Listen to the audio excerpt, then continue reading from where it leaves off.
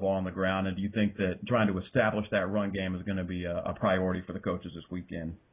I absolutely think it will be a priority. I think part of it is due in fact to the way Aramis has played and the fact that he has had the hot hand. And I think another big part of that is we played two good defenses the last 2 weeks. Eastern Kentucky, they blitzed Jacksonville State last week, and that was supposed to be a pick-up game. And I really like Eastern Kentucky to make some noise in FCS this year. They had a good physical defense. To me, they were more physical than Toledo. To be quite honest with you, they were an excellent defensive football team. And then, of course, last week, you played Toledo in FBS defense, and they're big, and they're pretty physical. And, if we don't get that Bone Reed game, that running game going, then it's time to go to Aramis and let him just crank it out there, let him throw the ball around and make some plays. And I think it has had a lot to do with him. And then, again, on the other side of it, too, we've seen two really good defenses the last 2 weeks, and we're going to see another one on Saturday. Yeah, that will be, obviously going into any game, it's always kind of something to look at. They always say that, controlling the line of scrimmage and being able to move the ball on the ground will, obviously give you a huge leg up. And on the other side of the ball, when Appalachian is on offense, we are expecting to get our starting running back this weekend. Rod Chisholm broke his hand in the opener at East Carolina, unfortunately, and we don't know exactly what his roles are going to be. He could be limited, but we're expected to at least see him back this week. In the last 3 weeks, in his absence, Stephen Miller has started for him. He's gone for 352 yards and 5 touchdowns in the last 3 starts. I know defensively for Coastal, you guys have two really strong linebackers. Quinn Backus, who's got 41 tackles and a tackle for loss this year, and then Mike McClure has 40 tackles and probably more impressively 4.5 tackles for loss. Obviously, both those guys are going to play a pretty large role as you guys try to limit our ground game. How do you think the Coastal front seven how do you think they match up, and how do you think they'll fare in trying to stop the run? Clearly, you mentioned the top 2 tacklers on our team, and they will be a focal point of us trying to be able to stop Appalachian's running game. You talked about Clint Backus. He is the Big South Defensive Player of the Week. He had a big night at Toledo, forced a huge fumble in the fourth quarter when we had a chance to. We were down 10, and he forced a fumble, the only turnover of the ball game. Forced it and recovered it, which led to a touchdown, which pulled us to within 3. And so he had a big night there.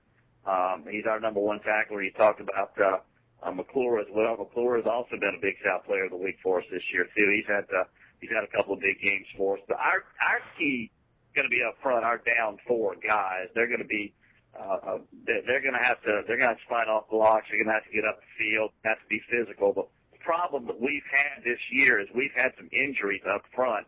Some key guys that we were really expecting some big things out of this year. Had a defensive end that had 8.5 tackles for loss last year, missed the first game and a half due to some off-field things. He came into the second half of the Furman game and immediately wrecked his knee.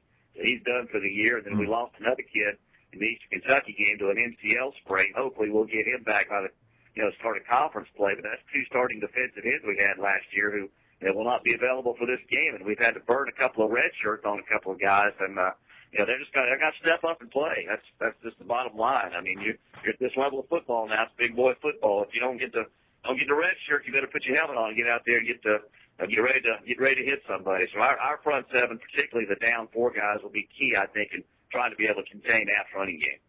Yeah. That's I think that'll be a very interesting matchup. Our offensive line is young, but they're big and they're progressing. They're still somewhat a work in progress, but we've seen pretty steady progress throughout the year.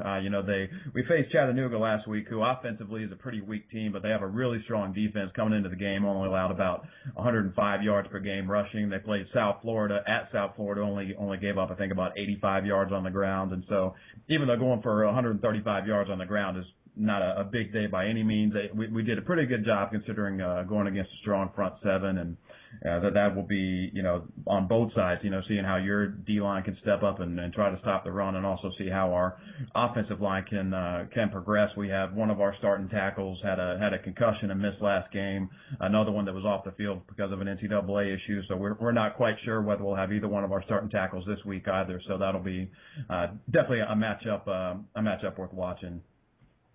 Absolutely. I mean, line of scrimmage is always the key. I mean, we can talk about skill guys and, fast guys running around out there all day long, but I'm still of the old idea, the old adage that the games are won and lost up front with the big guys and what they can do to the other side. Oh, there's no question about that. I'm a firm believer of that as well. That it really doesn't matter how good your quarterback or your running backs, your wide receivers are if they don't have any time to do anything. So it's that'll be a big matchup. And for you on the defensive side behind them in the secondary, senior cornerback Dontavius Johnson is probably going to draw the assignment of covering Appalachian's top receiver, which is redshirt freshman Sean Price. He also unfortunately had some disciplinary issues, violation of team rules, has missed 2 games, so he's only played in 2 of the first 4 games, and in those 2 games he's got 233 receiving yards, he scored 3 touchdowns. He was a track guy in high school, he's got give or take 4.4 speed, and at 6'5", 210, he generally creates a matchup problems for most corners, but Johnson's having a great year so far. He's already got 12 tackles, 3 picks, 2 pass breakups in just the first 4 games. So how do you think that Johnson and the Coastal secondary is going to do as they match up against the stable of app receivers and trying to stop the passing game? Yeah, Dontavius has had a great start to the year. He had those 3 picks in the opener against A&T and was in several publications the National Defensive Player of the Week. So he had a great night that night. He also came up with a huge block point after against Furman, which allowed us to put the game in overtime late. So he's had a great start to the year. And he went up against, at times in the Eastern Kentucky game, he went up against a 6'6" kid that they've got that's pretty good, and he more than held his own in that matchup. But he's so far the key cover guy and our best defender back there to start the season. We've had some shuffling around of some guys. Last week we made a change at one of our corners, and we're just kind of moving guys.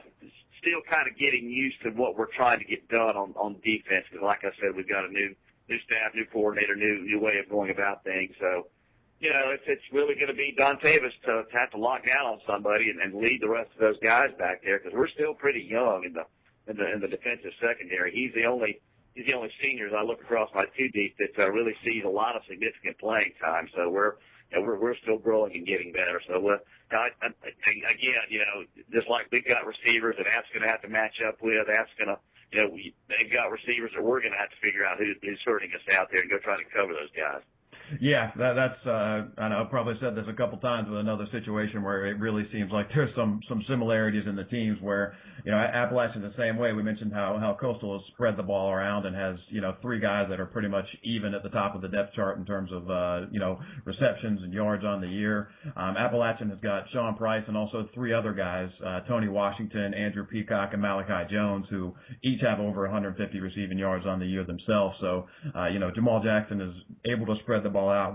We are very deep and very talented at wide receiver. That seems like a strength for both teams. And conversely, on the other side, the secondary, both teams have one real shutdown corner that kind of anchors that unit, and then a little bit of youth behind that. So I think that it's entirely possible that no matter who has the ball, the receivers might have a little bit of an advantage over the secondary. So that's definitely going to be something that's worth watching as the game goes on. Yeah, we got another senior too, Trey Henderson back there at one of the corners. He's kind of flip-flopping time with Ladarius Hawthorne at one of those cornerback spots there. But we're still pretty young, and those guys are going to have to log down and make it happen on Saturday if we're going to cover anybody. Yeah, definitely, and the same goes for us. And I know you mentioned earlier we were talking about Backus and McClure, the two good linebackers there for Coastal. That's another thing that I think is going to be a lot of fun to watch. We're going to have some great linebacker play in this game with Backus and McClure there for you guys, and then on Appalachian's side we have Jeremy Kimbrough, who's the first team All-American at linebacker, and Brandon Greer, who is he was the Southern Conference Defensive Player of the Week last week. He had 7 tackles, a sack, a tackle for loss, a fumble recovery, an interception he took to the house 70 yards, and he also won a National Player of the Week defensively, got some recognition for that as well. So with those 4 guys, there's going to be some great linebacker play out there, and there's going to be, you definitely have to have your chin strap on this weekend. It should be a fun one to watch. Absolutely. Quinn Backus kind of came in as a true freshman last year, and he really stepped up and turned a lot of heads in our Georgia game. And we went over there and they beat us pretty good, but, he was able to get on the field as a true sophomore. He was running around out there making plays. We're all kind of scratching our heads like, who is this guy?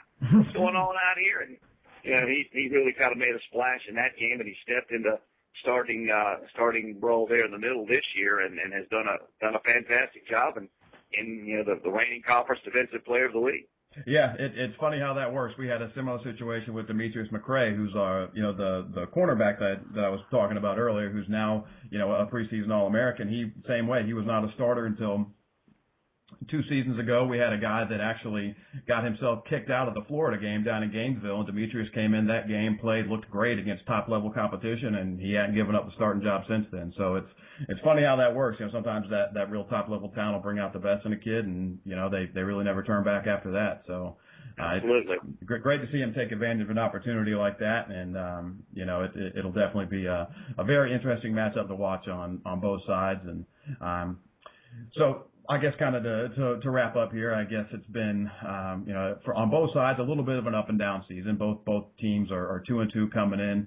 Both had, very respectable showings on the road against FBS opponents. You guys playing Toledo very close, and Appalachian hanging with East Carolina for 3 quarters. And, with you guys going down to Furman and getting a win, we know how tough that is. And with Appalachian getting a win over Montana, both teams also each have a quality FCS win under their belt as well. On Appalachian side, we had a very, very poor performance in our last home game, and then Citadel just came in and thumped us. And Coastal struggled a little bit in their home loss to Eastern Kentucky as well. So generally every week we'll go through and give just kind of a prediction and what we think is going to happen. So before I do let you go, how do you see this game going, and what's your prediction for a final score? We got to talk about it a little earlier about will this be an offensive or will this be a defensive game? And then as I thought about this, ever since the end of the Toledo game the other night, we started looking at Appalachian. I got to think there's going to be points on the board in this one. I just do. I think it's an offensive game today. I think it's an offensive game at all levels, and the skilled people out there can get open, and both teams have outstanding quarterbacks who are playing very, very well. And if you got those kind of guys, you're going to put points on the board. I see a lot of points on the board in this one. And, I got to go with my guys. I got to go with Coastal in this one. I'll say 35-31, but I think it could go either way. Maybe who has the ball last. And it should be exciting and fun for all the fans there at Kid Brewer to watch on Saturday. Yeah, I agree. It's going to be exciting one way or the other. Obviously, I'm hoping that Appalachian can bounce back from the performance we had last time we played at home. But it's something where I think no matter who wins this game, it's going to be exciting. And I agree with you that I think we will definitely see some points on the board. I would be a little surprised if it was a defensive struggle, and honestly, I'd be a little surprised if it was lopsided one way or the other. So I think it will be. We'll see plenty of points on the board. It'll be exciting, but I think it'll come down to either who has the ball last, or maybe who's able to come up with one big stop late or make a big play on special teams. So it'll be an entertaining game for sure, and I'm definitely looking forward to it. And I really appreciate you coming on and speaking with us. Well, it's been great to have this chat, this conversation. I'm looking forward to it. We've been to the Rock twice before. It didn't turn out well for us, either in 05 or 06, but hoping for some different luck this time around here in 12. Yeah, well, not many teams have much luck when they came to the Rock in 2005 and 2006. That's nothing to hang your head about there. Great. Well, Joe, I really appreciate it. I appreciate you taking some time to speak with us, and best of luck this weekend. And hopefully, if no matter how the game turns out, maybe we'll see you guys down the road in the playoff battle sometime. Hey, it's been great to be on with you, Mike. All right. Wow. Thanks. We really appreciate you lining up that and getting that interview for us, Mike. That was awesome. Obviously, Joe is very knowledgeable source for Coastal, considering he's been on the sidelines as a reporter for him since they started the program in 03. So it's great to get that kind of insight on our show. And once again, Joe, if you're listening, we cannot thank you enough for helping out on the show. We truly do appreciate it. And anything that we could do to help you guys out down there at Coastal, aside from giving you a win at the Rock on Saturday, please let us know. We'll be glad to help you guys out down there. So moving forward here, after that interview, I think Mike and Joe hit the nail on the head. Both of these offenses are extremely dynamic, and both are going to produce yards and points. It's going to be a very, very exciting game to watch. I don't believe it's going to be a defensive battle, even though both teams field solid defensive fronts. So I think the key to this game is going to be to limit their passing game with our secondary. Normally, I say the key is going to be to stop the running game, but with how strong our front seven is